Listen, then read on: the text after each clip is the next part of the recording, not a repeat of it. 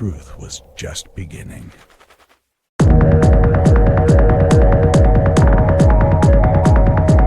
Summer, 1943. Somewhere in southern Sicily.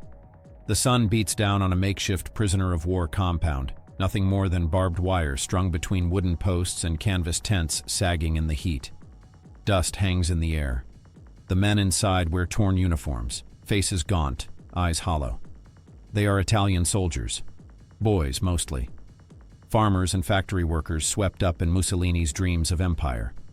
They have been told all their lives that they are warriors, heirs to Rome, that their cause is just, their victory inevitable. But now they stand in silence, watching American GIs unload crates from the back of a truck. One crate is pried open. Inside, tins of meat, chocolate bars, cigarettes, white bread wrapped in waxed paper, powdered milk, coffee. An Italian corporal steps closer. He stares. His hands tremble. Not from fear, from disbelief.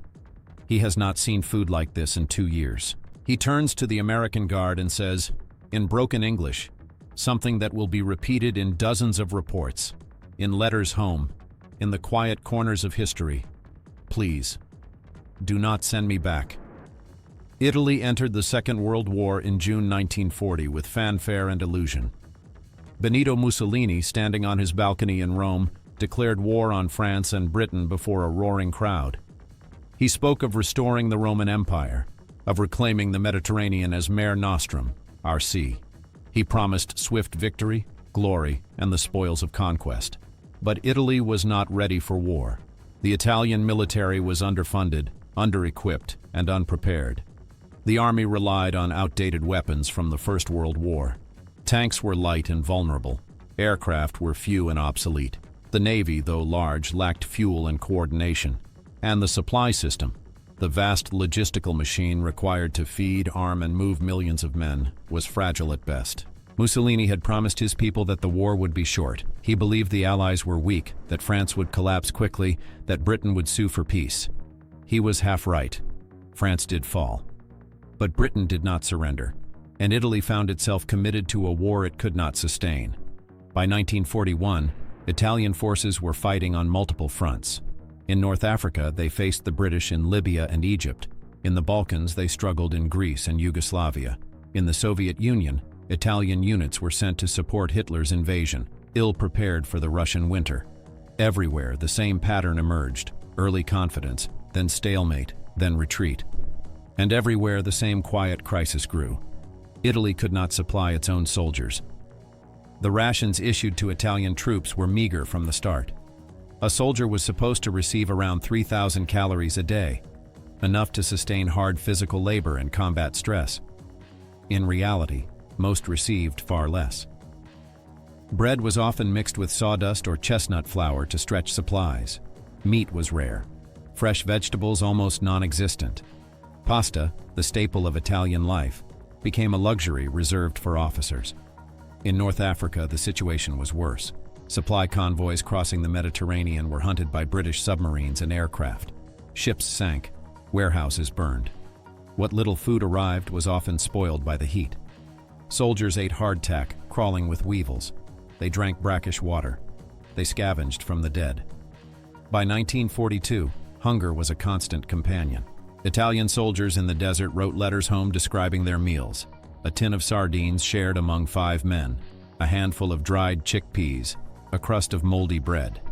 One soldier, captured later in Tunisia, told his interrogators he had not eaten a full meal in 4 months. Morale collapsed alongside supply lines. Men deserted. Units surrendered without a fight. Officers reported widespread malnutrition, dysentery, and typhus. The Italian army, once proud and parade-ready, became a hollow force, hungry, sick, and bitter. And then came the Americans. In November 1942, Operation Torch brought American and British forces ashore in Morocco and Algeria. The Allies pushed east. The Germans and Italians, trapped between 2 armies, fought a losing battle across Tunisia. By May 1943, over 250,000 Axis soldiers surrendered, half of them Italian. Those prisoners got their first glimpse of what their enemy ate, and it changed everything. The United States entered World War II with one overwhelming advantage: industrial capacity. America could outproduce any nation on Earth. Its factories ran day and night. Its farms fed not only its own population but much of the Allied world. Its supply chain stretched across oceans, unbroken and relentless. And nowhere was this more visible than in how it fed its soldiers. An American infantryman in 1943 received approximately 4,000 calories per day. His rations included canned meat, cheese, crackers, powdered coffee, sugar, chocolate bars, chewing gum, and cigarettes.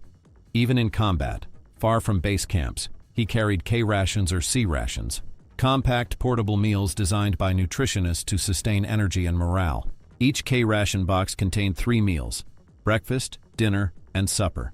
Breakfast might include a can of ham and eggs, biscuits, a fruit bar, instant coffee, and sugar tablets. Dinner offered cheese, crackers, candy, and lemon powder. Supper brought potted meat, more biscuits, bouillon soup powder, and cigarettes. It was not gourmet food. Soldiers complained about it constantly. They called it boring, repetitive, bland, but it was abundant, it was safe, and it was there, every day, without fail. Behind this abundance lay a logistical miracle. The U.S. military supply system was a vast coordinated machine. Farms across the Midwest grew wheat and corn. Meatpacking plants in Chicago processed beef and pork. Factories in Pennsylvania canned vegetables. Bakeries mass-produced hardtack and crackers. Chocolate companies like Hershey developed heat-resistant candy bars specifically for tropical climates. All of this was packed, loaded onto trains, trucked to ports, and shipped across the Atlantic in Liberty ships. Cargo vessels built so quickly that one rolled off the assembly line every day at the height of production. Once in North Africa, Italy, or later France, the supplies moved forward on an unbroken chain. Trucks, trains, mules, and soldiers carried food from ports to depots, from depots to division supply points, from divisions to regiments, from regiments to companies, and finally to the men in foxholes. Nothing like it had ever been attempted before. By contrast, Italy's supply system was a patchwork of improvisation and failure. Italian logistics relied heavily on rail and sea transport, both vulnerable to Allied air and naval superiority. The Italian merchant marine suffered catastrophic losses in the Mediterranean. Convoys to North Africa ran a gauntlet of British submarines, torpedo boats, and bombers. By 1943, nearly half of all supply ships heading to Libya never arrived. On land, Italian trucks were outdated and fuel was scarce. Roads in the desert were little more than tracks in the sand. Depots were bombed, warehouses captured. Entire supply columns were ambushed or abandoned during retreats. Even when food reached the front, it was often inedible. Canned meat spoiled in the heat. Flour turned rancid. Bread arrived covered in mold. Water was contaminated. Soldiers boiled their rations and still got sick. The psychological toll was immense. Hunger gnaws at more than the body. It erodes confidence, discipline, and loyalty. A starving man does not think about glory or ideology. He thinks about his next meal. He resents his commanders. He questions why he is fighting. He begins to wonder if the enemy, who seems so well fed, might treat him better than his own officers. Italian soldiers in North Africa saw German troops receive better rations, better equipment, better treatment. The disparity bred resentment. The Germans saw the Italians as weak, unreliable, a burden. The Italians saw the Germans as arrogant occupiers who took the best of everything and left them scraps. And then the Italians saw what the Americans had. It was not just food, it was proof. Proof that the war was already lost. Proof that Mussolini's promises were lies. Proof that the enemy possessed a strength so vast, so casual, that it could afford to feed its soldiers like kings while Italy's men starved. For many, the moment of capture became the moment of clarity. They had been fighting for an empire that could not feed them, and now they stood before an enemy that could. For the Italian soldier, the war became a slow descent into deprivation. In the beginning, there was optimism. Uniforms were pressed, songs were sung. Trains carried young men south to Libya, east to Greece, north to the Alps. They believed what they had been told, that Italy was strong, that victory was near, that sacrifice would be brief. But the food began to disappear almost immediately. A private in the Ariete division, deployed to North Africa in 1941, later recalled his daily ration: 200 grams of bread, a spoonful of canned meat, a few dried chickpeas, and half a liter of water. On good days there was coffee, burnt barley, bitter and weak. On bad days, there was nothing but hardtack so stale it had to be soaked in water to chew. He lost 15 kilograms in 3 months. Others lost more. Soldiers grew thin, their uniforms hanging loose.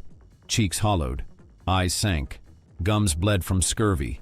Dysentery swept through camps, leaving men too weak to stand. Malaria followed, then typhus. Hunger became the only constant. Men scavenged.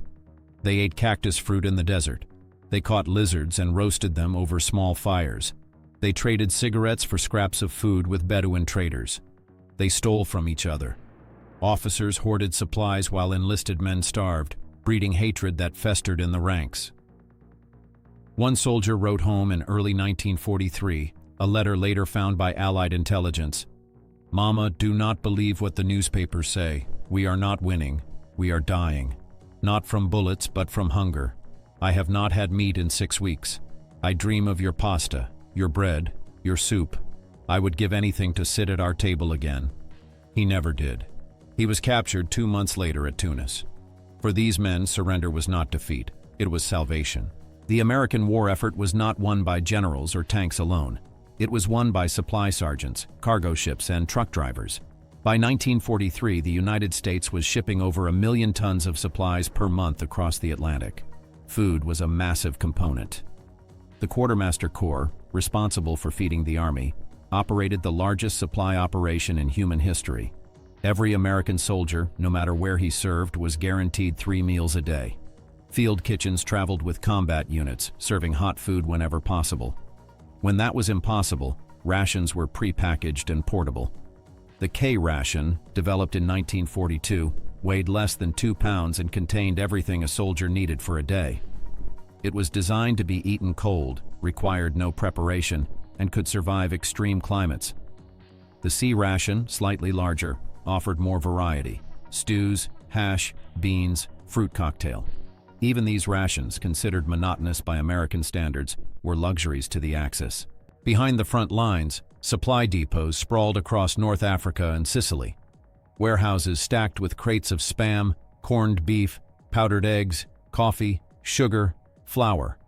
Refrigerated units kept fresh meat and vegetables. Bakeries produced thousands of loaves daily. Water purification units ensured clean drinking supplies. It was abundance on an industrial scale. One American lieutenant, writing home from Tunisia, described the scene. "We have so much food, we don't know what to do with it. The mess hall serves steak twice a week.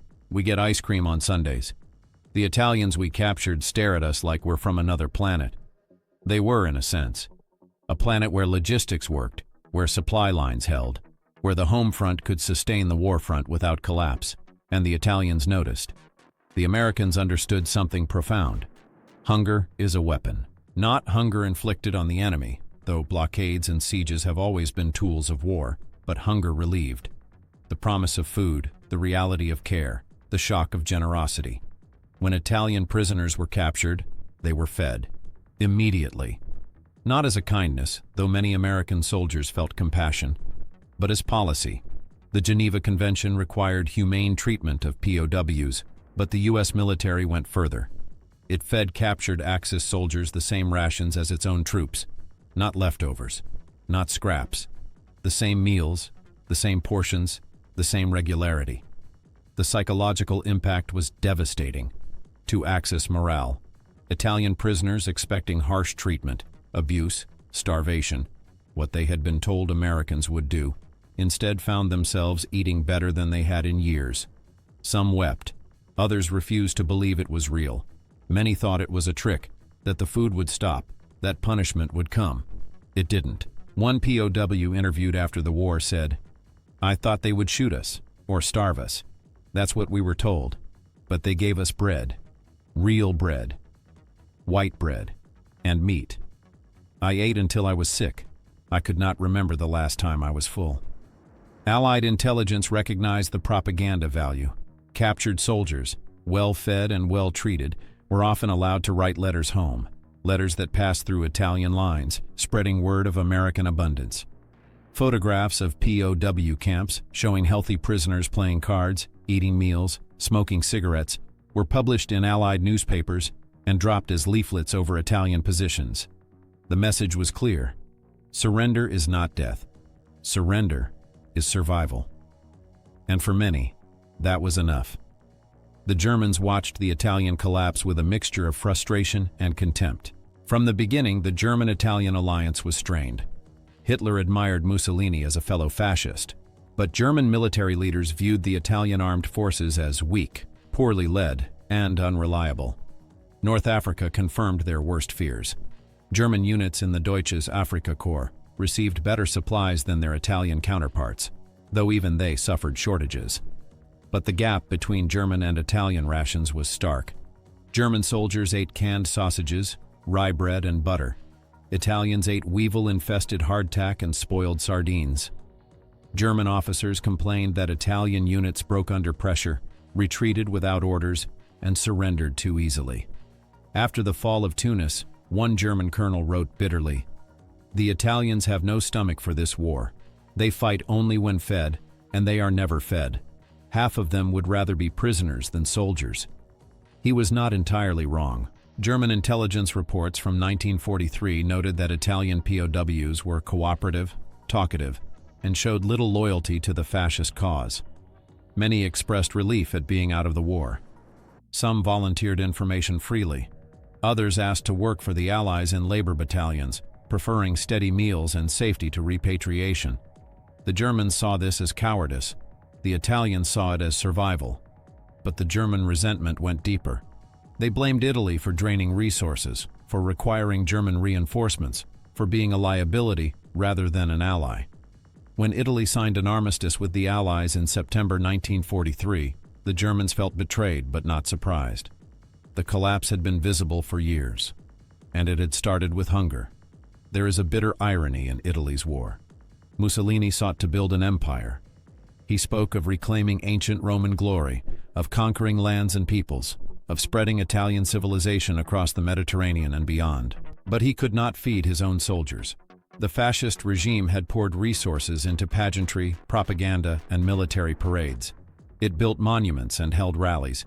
It boasted of strength and unity. But it neglected the unglamorous work of logistics, the trucks, the railways, the supply depots, the agricultural production needed to sustain a modern war. Italy's economy was agricultural and underdeveloped. It lacked oil, coal, and steel. Its industrial base was small. It depended on imports for basic resources, and the British blockade strangled those imports from the start. Mussolini gambled that the war would be short, that Italy could seize territory quickly and live off conquered lands. But the war dragged on. The conquests never came. And Italy's soldiers paid the price. They fought for an ideology that promised greatness but delivered starvation. They risked their lives for a regime that could not provide the most basic necessity, food. And when they encountered an enemy who could, who fed them, treated them with dignity, gave them what their own government had failed to provide, the ideology crumbled. The Roman Empire had fed its legions. Mussolini's empire could not. That failure, more than any battlefield defeat, exposed the hollowness at the heart of fascism. It revealed that slogans and symbols meant nothing without the material power to back them up. That glory is an illusion when men are starving. The Italian soldiers who begged not to be sent home understood this viscerally. They had seen the truth that propaganda tried to hide. Their nation was broken, their cause was lost, and survival mattered more than pride. Angle 6. The enemy's intelligence, what the Allies learned. Allied intelligence officers paid close attention to Italian morale. Interrogations of prisoners revealed a consistent pattern: low morale, poor leadership, inadequate supplies, and widespread disillusionment. Reports from North Africa and Sicily documented the state of Italian rations, equipment, and medical care, or the lack thereof. One British intelligence summary from May 1943 noted, "Italian prisoners express little loyalty to the fascist government. Many cite hunger and poor treatment as primary reasons for surrender. Few express desire to return to Italian lines. recommend continued humane treatment and adequate feeding as means of encouraging further surrenders. The Americans adopted this policy enthusiastically. Captured Italians were often interrogated gently, offered cigarettes and coffee, and allowed to rest and eat before questioning. The contrast with their previous conditions made them cooperative. They provided valuable intelligence, troop positions, supply routes, morale assessments, political sentiments. Some Italian POWs even volunteered to broadcast radio appeals to their former comrades, urging them to surrender and describing the good treatment they received. These broadcasts were transmitted across Italian lines, further eroding morale.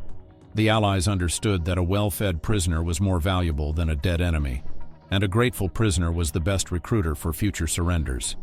By the summer of 1943, Italian resistance was collapsing not only from military pressure but from the quiet internal erosion of hope, loyalty, and will. And food, simple, abundant, reliable food, was the wedge that split the Italian army apart. Tunisia, May 1943. The Axis forces in North Africa were collapsing. Trapped between Montgomery's 8th Army pushing from the east and Patton's forces driving from the west, over 250,000 German and Italian soldiers found themselves cornered on the Cape Bon Peninsula. Supplies had run out days earlier, ammunition was scarce, food was non-existent. An Italian infantryman named Giuseppe, his full name lost to history recorded only in an American intelligence report, had not eaten in 3 days. His unit, part of the Centauro Division, had been ordered to hold a defensive position near Tunis. But there was nothing left to defend. The officers had fled. The Germans had withdrawn. The water was gone. On May 11th, American tanks appeared on the ridge above his position. Giuseppe and 40 other men raised their hands. They were disarmed quickly, efficiently, without violence. American soldiers, most of them no older than Giuseppe, searched them for weapons and waved them toward the rear. No shouting, no beatings. Just tired men processing other tired men. They were marched to a collection point, a flat stretch of ground where hundreds of other prisoners sat in loose groups, guarded by a handful of GIs. Giuseppe expected nothing. Perhaps a bullet, perhaps days of marching without food or water, perhaps a slow death in some desert camp. Instead, an American truck arrived. Soldiers began unloading crates. They pried them open with crowbars, and the smell hit Giuseppe before he saw the contents. Bread, real bread, fresh and soft. Then came cans of meat, crackers, chocolate bars, tins of peaches and syrup. The Americans began handing out rations. Giuseppe stared at the can placed in his hands. Corned beef. He turned it over, reading the English label he couldn't understand. He looked at the American soldier, expecting it to be snatched away, some kind of cruel joke. The soldier gestured. Eat. Giuseppe opened the can with shaking hands. The meat inside was pink, moist, salted. He ate with his fingers, too hungry to care about dignity. He ate the entire can in less than a minute. Then he was handed crackers, a chocolate bar, a canteen of clean water. He drank. He ate. He wept. Around him, other Italian prisoners did the same. Grown men, soldiers who had marched across deserts and fought in battles, sat in the dirt and cried as they ate American rations. One man vomited, his stomach, shrunken from months of starvation, couldn't handle the richness. Others ate slowly, savoring every bite, afraid it would be their last. But the food kept coming. That night, Giuseppe and the others were moved to a larger POW camp. They were given tents, blankets, and another meal. Soup, bread, coffee, hot food. The first hot meal Giuseppe had eaten since January. He turned to another prisoner, a sergeant from his company, and said quietly, "If they send us back, we will starve again." The sergeant nodded. "Then we don't go back." Sicily, July 1943. The invasion of Sicily shattered what remained of Italian resistance. American and British forces landed on the southern coast on July 10th, and within days, entire Italian divisions were surrendering. Not after fierce fighting, not after prolonged sieges. They simply stopped. Near the town of Gela, an American infantry company encountered an Italian unit dug into a hillside. The Americans expected a fight. They called for artillery support, prepared to assault the position. But before the shells fell, white flags appeared. Over 200 Italian soldiers walked out of their trenches, hands raised. They were disheveled, exhausted, hollow-eyed. Their uniforms were filthy. Many had no shoes. Some carried nothing but empty canteens. The American commander, a captain from Ohio, later wrote in his report, "They were not soldiers anymore. They were starving men. We gave them our rations. They ate like animals. One of them kissed my hand. I didn't know what to say." Among those prisoners was a young corporal named Antonio. He had been conscripted in 1941, sent to Sicily to defend against invasion. For 2 years he had received irregular pay, inadequate food, and no leave. His letters home had been censored. His family had no idea if he was alive. When the Americans gave him a K-ration box, he sat on the ground and examined every item: the crackers, the cheese spread, the candy, the powdered lemonade, the cigarettes. He asked through a translator if this was what American soldiers ate every day. The translator confirmed, yes, every day, 3 times a day. Antonio was silent for a long moment. Then he said, "We were told America was weak, that you were starving because of the war, that you had no food, no supplies. They lied to us." The translator nodded. Yes, they lied. Antonio looked at the K-ration box again, then at the other prisoners around him, all eating, all silent. "If I go home," he said slowly, "there is nothing. No food, no work. The war has taken everything.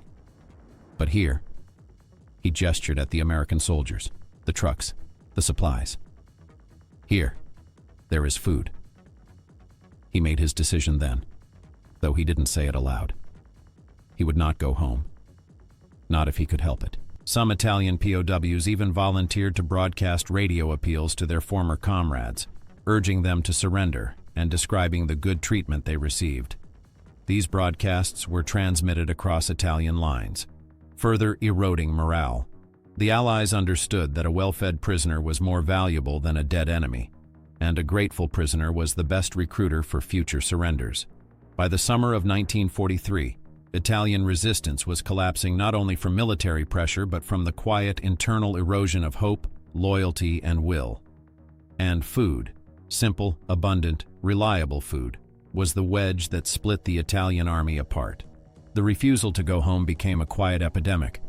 By August 1943, as Allied forces pushed deeper into Sicily and prepared for the invasion of mainland Italy, POW camps across North Africa and the Mediterranean were filling with Italian prisoners, tens of thousands of them, and the reports coming back to Allied command were consistent and strange.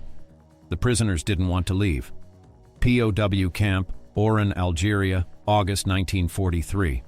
The camp held over 5,000 Italian POWs, captured during the final weeks of the North Africa campaign. It was a sprawling facility, rows of tents, barbed wire perimeter, guard towers, and a mess hall that served 3 meals a day. The prisoners were fed the same rations as American support troops: breakfast, oatmeal, powdered eggs, toast, coffee, lunch, soup, bread, canned vegetables, dinner, stew, potatoes, fruit. It wasn't luxury, but it was regular, abundant, and safe. For men who had been starving for months, it was paradise. American officers began noticing unusual behavior. Prisoners volunteered for work details eagerly, not because the work was easy, but because it meant extra rations. Others asked to extend their shifts. Some requested permission to help in the kitchens where they could be near the food. One Italian prisoner, a former baker from Naples, offered to bake bread for the camp. The Americans agreed. He worked 12-hour days, 7 days a week, and never complained. When asked why he worked so hard, he said simply, "Because here, I eat." But the most striking pattern emerged when the Allies announced a plan to repatriate Italian POWs. After Italy signed an armistice with the Allies on September 8, 1943, the legal status of Italian prisoners changed. They were no longer enemy combatants. Technically, they could be sent home. The Allied command began organizing transport ships to return thousands of prisoners to southern Italy, which was now under Allied control. The response was unexpected. Many prisoners refused to go. An American camp commander in Tunisia reported, "Informed prisoners of repatriation plan." Expected jubilation. Instead met with silence and sullen resistance. Several prisoners stated openly they preferred to remain in camp. Others claimed illness or injury to avoid transport. Morale among those being repatriated is lower than those remaining. At the Oran camp, over 300 prisoners formally petitioned to stay. Their reasons were blunt. Italy was destroyed. The South was a battlefield. There were no jobs, no food, no infrastructure. Their families were scattered or dead. The fascist government had collapsed, but chaos had taken its place. The Germans now occupied the north, and former Italian soldiers risked being shot as traitors by both sides. In the POW camp, they were safe. They were fed. They had shelter, medical care, and routine. Some had even begun learning English from their guards. They played cards, smoked American cigarettes, and gained back the weight they had lost. One prisoner, a lieutenant named Franco, spoke for many when he told an American officer, "I was willing to die for Italy. I marched into the desert for Italy, but Italy abandoned us. You did not. Why would I return to a place that let me starve?" The American officer had no answer. Allied intelligence collected and read thousands of letters written by Italian POWs. Censors screened them for military information, but what they found instead was a window into a collapsing worldview. One soldier wrote to his mother, "Do not worry for me. I am safe. I am fed. The Americans treat us better than our own officers ever did. There is bread every day, Mama. Every day. I am not coming home yet. There is nothing to come home to." Another, captured in Sicily, wrote to his wife, "I am ashamed to tell you this, but I am grateful I was captured. For the first time in 2 years, I am not hungry. I sleep without fear. I do not hear guns. If they send me back, I do not know what I will do. There is no future in Italy now, only ruin." A third, a former schoolteacher, wrote to his brother, "You asked when I am returning. I do not know. They say the war in Italy continues. They say the Germans are killing anyone who surrenders. They say our villages are burned, our cities bombed. What is there to return to? Here, I have food, a bed, and no one is shooting at me. Is that cowardice? Perhaps. But I am alive." The letters did not speak of glory, duty, or honor. They spoke of food, safety, and survival. They spoke of disillusionment so deep it severed the bond between soldier and nation. For many, the moment of capture had been the moment of liberation, the ideological collapse, when reality breaks propaganda. Fascism had promised strength, unity, and destiny. Mussolini had told Italians they were a warrior race, destined to dominate. Propaganda posters showed strong-jawed soldiers conquering deserts, smashing enemies, planting flags. But propaganda cannot feed a man. For the Italian soldier, the contrast between promise and reality was total. They had been told the Allies were weak, decadent, defeated. They had been told that Italy's cause was righteous, that sacrifice would bring victory, that hardship was temporary. Every meal in the POW camp proved those claims false. The abundance was not just material, it was moral. The Americans, who were supposed to be the enemy, treated Italian prisoners with more dignity than fascist officers had shown their own men. The food was not just sustenance, it was proof that Italy had lost the war long before the battles were fought. You cannot fight an industrial superpower with empty stomachs and broken promises. One prisoner, interviewed years later, summarized the sentiment. "We believed what they told us. We believed Italy was strong. But when we saw what the Americans had, what they could give to their prisoners, we understood. We had been lied to, and the lie cost us everything." The climax was not a single battle or a dramatic moment. It was the slow, quiet collapse of faith. The realization that the cause was lost, the empire was a fantasy, and survival required letting go of the ideology that had sent them to war in the first place. And for many, that realization came not from bombs or bullets, but from a tin of Spam and a chocolate bar. The question became, what to do with them? By the end of 1943, the Allies held over 300,000 Italian prisoners of war. Some were housed in North Africa, others in camps across Sicily and southern Italy. Thousands more would eventually be shipped to the United States, Britain, and other Allied nations. They were no longer enemies, technically. After the September armistice, Italy switched sides, at least in the south. The new Italian government under Marshal Pietro Badoglio declared war on Germany. Italian soldiers who had been prisoners were now awkwardly co-belligerents, but the reality was more complex. The armistice fractured Italy. The Germans, enraged by what they saw as betrayal, occupied the northern two-thirds of the country. Mussolini, rescued by German commandos, established a puppet state called the Italian Social Republic.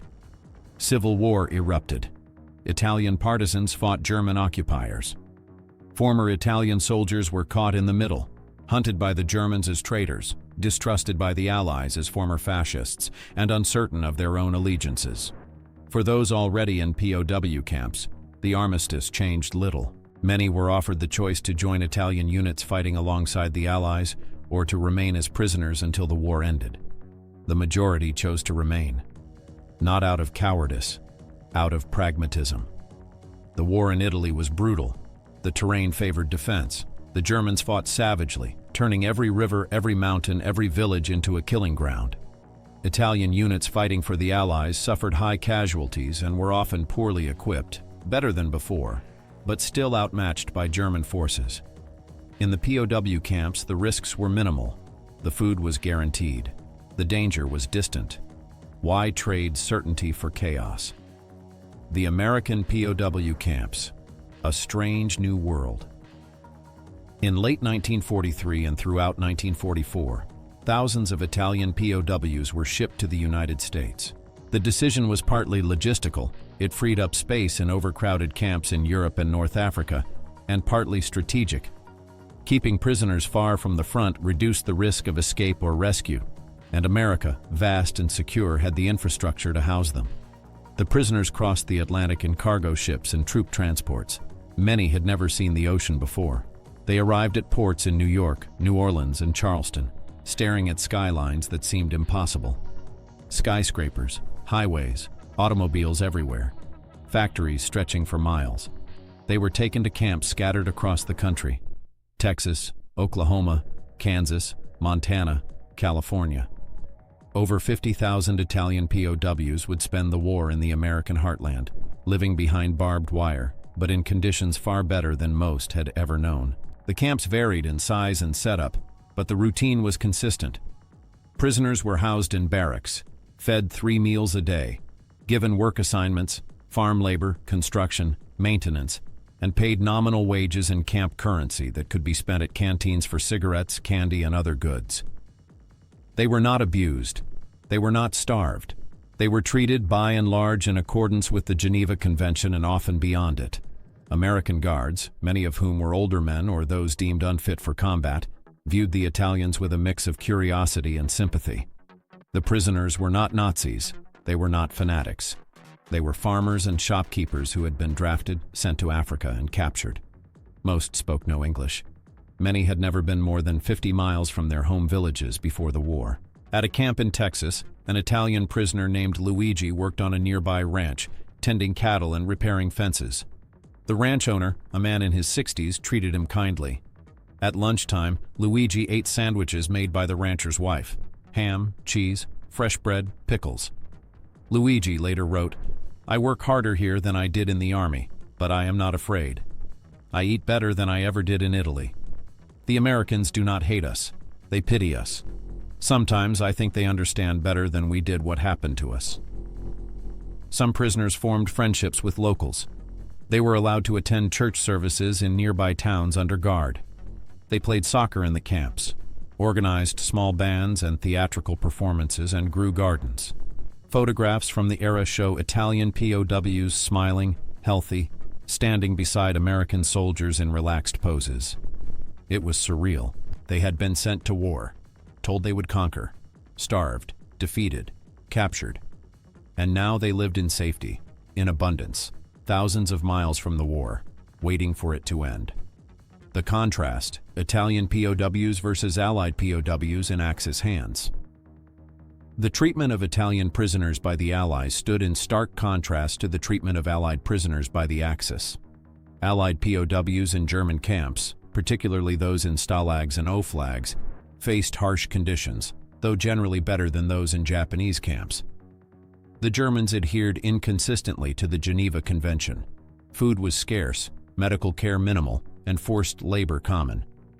Red Cross parcels often made the difference between survival and starvation, but in Japanese hands, the situation was catastrophic.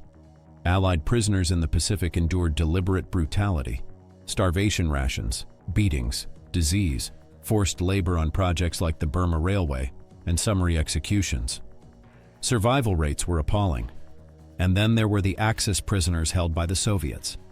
Italian soldiers who fought on the Eastern Front and were captured by the Red Army faced a nightmare. Thousands died in captivity from cold, hunger, disease, and neglect. Soviet camps offered almost nothing: minimal food, no heat, no medical care. Italian POWs in Soviet hands had a mortality rate exceeding 50%. By contrast, Italian POWs held by the Americans and British had a mortality rate below 1%. The difference was not mercy, it was capacity. The Allies, particularly the Americans, had the resources to feed, house, and care for prisoners. The Axis powers, strained by total war and ideological contempt for their enemies, did not. The Italian prisoners understood this. They knew that if the roles had been reversed, if they had captured American soldiers, those men would have starved, not because Italians were cruel, but because Italy had nothing to give. The abundance they experienced as prisoners was not generosity. It was simply the baseline of what a functioning, industrialized nation could provide. And it made the contrast unbearable. They had fought for an empire that could not even feed its own people, and they had been defeated by a nation so wealthy it could afford to treat its enemies better than their own leaders had. When the war ended, the prisoners faced a final choice: return to Italy, or try to stay. For many, the decision was agonizing. Italy in 1945 was a ruin. The fighting had moved slowly up the peninsula, grinding through every town and valley. Allied bombers had destroyed factories, railways, and ports. German forces retreating northward had blown bridges and mined roads. Entire cities, Cassino, Ortona, Naples, were reduced to rubble. The countryside was devastated. Farmland had been churned by tanks and artillery. Livestock had been slaughtered or stolen. Irrigation systems were destroyed. Mines littered fields. Millions were homeless, refugees in their own country. And the economy had collapsed. The lira was worthless. There were no jobs. Food was rationed and scarce. The black market thrived. Hunger, which had plagued Italian soldiers during the war, now plagued Italian civilians after it. For a returning POW, the prospects were grim. Many came home to find their families scattered, their homes destroyed, their towns occupied by Allied troops or controlled by communist partisans. Some were greeted with suspicion. Had they collaborated with the enemy? Had they betrayed Italy by surrendering? Others came home to nothing at all.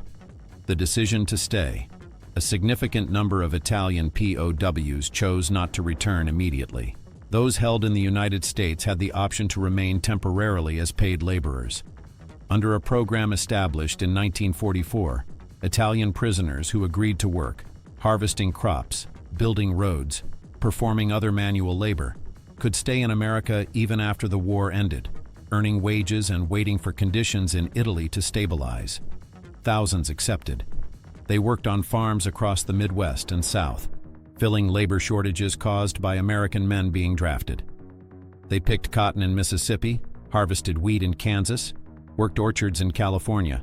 They lived in camps, but the barbed wire came down. They moved more freely. Some developed relationships with local families. A few even married American women after the war. By 1946, over 20,000 Italian former POWs were still in the United States, most of them voluntarily. One of them, a man named Domenico, had been captured in Tunisia in 1943. He spent 2 years in a camp in Oklahoma working on a dairy farm. When the war ended, he was offered the choice to return to Italy or stay and continue working. He stayed. He wrote to his sister in Naples, There is nothing left at home. You tell me the house is gone, the town is destroyed, there is no work. Here, I have a job. I have food. I have a room. The farmer treats me well. He says if I want, I can stay permanently. I am learning English. I am thinking about it. Domenico never returned to Italy. He became an American citizen in 1952. The psychological aftermath: shame, guilt, and survival. For those who did return, the psychological burden was heavy. Italy did not celebrate its veterans. The war had been a disaster, a humiliation, a national trauma. Fascism was discredited. Mussolini was dead, executed by partisans and hung upside down in a Milan square. The monarchy, complicit in the regime, would be abolished by referendum in 1946. There were no parades for returning soldiers, no honors, no pensions. Instead, there was silence. Men who had fought in North Africa, in Greece, in Russia, came home and found no one wanted to hear their stories. The war was an embarrassment. The defeat was shameful. And the fact that so many had surrendered, had chosen captivity over resistance, was seen by some as cowardice. Veterans struggled to reintegrate. Many suffered from what would later be recognized as post-traumatic stress. They had nightmares. They were haunted by hunger, by the faces of dead comrades, by the memory of retreat and collapse. But there were no veteran services, no counseling, no support systems. They had to rebuild their lives in silence. And some carried a deeper, quieter guilt. The guilt of having survived by surrendering, of having eaten American food while their families starved, of having chosen safety over loyalty. One former prisoner interviewed decades later described the feeling, "I was ashamed for a long time. I felt like I had betrayed Italy by surrendering. But then I thought, what did Italy do for me? It sent me to die in the desert with no food, no water, no ammunition. The Americans saved my life by capturing me. So who betrayed whom?" It was a question many veterans asked themselves, though few spoke it aloud. The historical reckoning: what Italy lost. The Italian army's collapse was not just a military failure. It was a moral and political collapse. Over 600,000 Italian soldiers were captured during the war, more than any other Axis power except Germany. Tens of thousands more deserted. Entire divisions disintegrated without a fight. The reasons were clear: poor leadership, inadequate supplies, ideological exhaustion, and the realization that the war was unwinnable. But the human cost went beyond numbers. Italy lost a generation of young men, not all to death, but to disillusionment. The men who returned from POW camps came back different. They had seen the world. They had seen the wealth and power of America. They had seen that the propaganda was false, that fascism had failed, that Italy's leaders had lied, and they no longer believed in grand ideologies. The post-war Italian Republic, born in 1946, was shaped in part by this exhaustion. Italy turned away from empire, from militarism, from dreams of glory. It focused on rebuilding, on recovery, on survival. The generation that had fought became the generation that reconstructed, quietly, pragmatically, without illusion. The Italian soldiers who begged not to be sent home became symbols of a larger truth, that wars are lost not just on battlefields, but in the hearts of soldiers. That hunger and neglect can break an army more completely than bullets. That a nation which cannot care for its own people cannot sustain their loyalty. And that sometimes the kindness of an enemy is more powerful than the propaganda of a friend. The numbers: a war measured in meals. The statistics tell the story coldly. Italian military deaths in WW2, approximately 320,000 Italian POWs captured by the Allies. Over 600,000 Italian POWs who refused repatriation in 1943 to 1944. Estimated 30,000 to 50,000 Italian POWs sent to the United States. Over 50,000 mortality rate of Italian POWs in Allied hands, less than 1% mortality rate of Italian POWs in Soviet hands, over 50%. The numbers show not just defeat, but the divergence in how the sides treated human life. The Allies fed their prisoners. The Axis, by and large, did not. And that difference shaped the memories, the choices, and the futures of hundreds of thousands of men who survived the war only because they had been captured. For them, the end of the war was not liberation. It was the continuation of a captivity that had, paradoxically, saved their lives. Wars are often remembered for their battles, for the generals and the strategies, the invasions and the sieges, the heroism and the sacrifice. But this story is not about any of those things. It is about a simpler truth, that empires rise and fall not only on the strength of their armies, but on their ability to sustain them. That ideology, no matter how loud or fervent, cannot replace bread. That propaganda cannot fill an empty stomach. And that sometimes the most decisive weapon in war is not a bomb or a bullet, but a meal. The Italian soldiers who begged not to be sent home were not cowards. They were realists. They had seen both sides of the war, the promises and the reality, the slogans and the starvation. They had fought for a cause that could not feed them, and they had been captured by an enemy that could. Their choice was not a betrayal, it was survival. And in choosing survival, they revealed something profound about the nature of power. True strength is not measured in speeches or monuments. It is measured in logistics, in infrastructure, in the unglamorous work of feeding, clothing, and caring for people. America won the war not because its soldiers were braver, but because its farms were more productive, its factories more efficient, its supply lines more reliable. Italy lost because it built an empire on illusions. The soldiers who refused to go home understood this in their bones. They had lived the consequences of that failure, and they chose, quietly and without drama, to remain in the care of a nation that had defeated them, but had not abandoned them. There is no glory in that choice, but there is honesty. And perhaps that honesty, the willingness to acknowledge when a cause is lost, when loyalty has been betrayed, when survival matters more than pride, is its own kind of courage. The war ended. The soldiers went home, or they didn't. The camps closed. The stories faded. But the lesson remains, that wars are not won by flags and anthems alone. They are won by the hard, quiet work of making sure your people have what they need to keep fighting. And when that work fails, no amount of ideology can hold an army together. In the end, it was never about the rations. It was about what the rations represented, the difference between a nation that could sustain its people and one that could not. And that difference, more than any battle, decided the war.